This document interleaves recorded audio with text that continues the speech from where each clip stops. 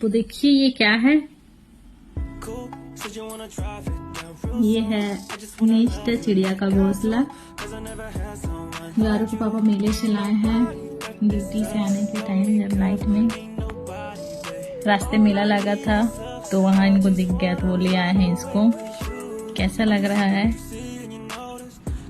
Comment करके बताइएगा। Light गोल होगा इसीलिए थोड़ा सा अंधेरा अंधेरा आ रहा होगा। और इसके साथ साथ क्या लाए हैं बेटा, दिखाओ तो। एक रैबिट भी लाए हैं, ये है ये रैबिट जिसके साथ आरू खेल रही है। ये रियल का लग रहा है, इनकी दादी को दिखाई आरू वीडियो कॉल में तो रियल का है, बोल रहे थे देखो पूरा रियल का लग रहा है। सच के लग रहा है आरू, लग रहा है ना एकदम रियल का, सही का है जैसे लग रहा है ये रैबिट। देखिए पर है नहीं। हाँ तो ये दोनों मेले से लाए हैं, मेरे को तो अच्छा लगा। आप लोग को कैसे लगा कमेंट करके बताइएगा।